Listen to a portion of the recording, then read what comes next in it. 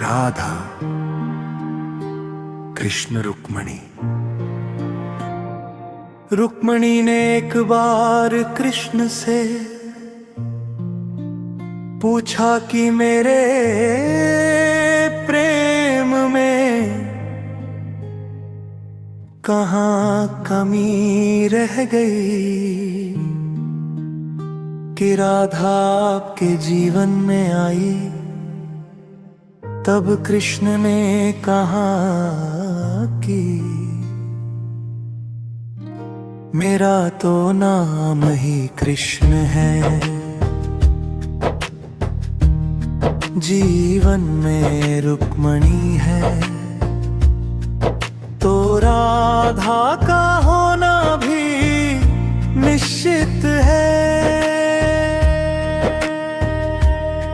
जिस भाव से तुम प्रेम करती हो मुझे, उसी भाव से राधा का भी होना निश्चित है।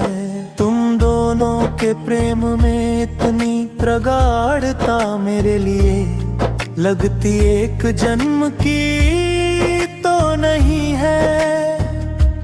इसकी डोर मुझसे बहुत पहले से बंधी है।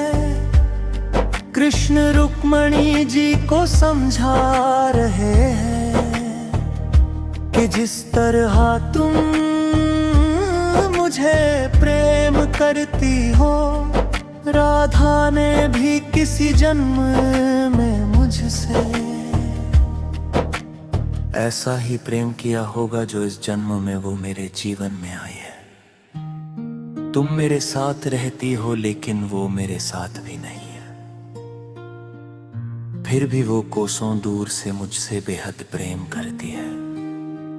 उसका प्रेम शारीरिक नहीं है, उसका प्रेम आत्मिक है। मुझे तुमसे भी प्रीत है और उससे भी। और कहते हैं शायद मेरे जीवन का लेखा जोखा ऐसा ही है, न मैं तुम्हारे बिना रह सकता हूँ, न मैं राधा के बिना जी सकता हूँ। तुम दोनों ही मुझे अति की प्यारी हो। और उन्होंने समाज को ध्यान में रखते हुए कहा, इसके जो सही और तार्किक नियम है हमें उनको स्वीकारना चाहिए, मगर अगर कोई आपसे निश्चल भाव से प्रेम करने लगे तो उसका सम्मान करना चाहिए और उसका साथ देना चाहिए। फिर चाहे ये समाज आपको बदचलन ही क्यों न कहे। और कहा उन्होंने, अब ये समाज चाहे तो मुझे स्वीकार करे या बदचलन कहकर त्याग दे,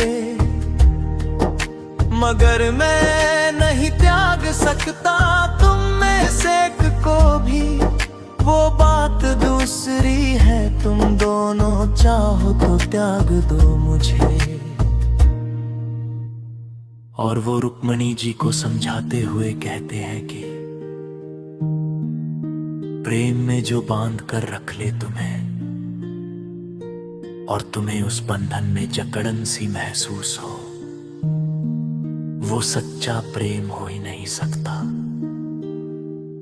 सच्चा प्रेम सदैव बंधन से मुक्त होकर भी एक प्रेम की डोर में बंधे रहना ही सच्चा प्रेम है।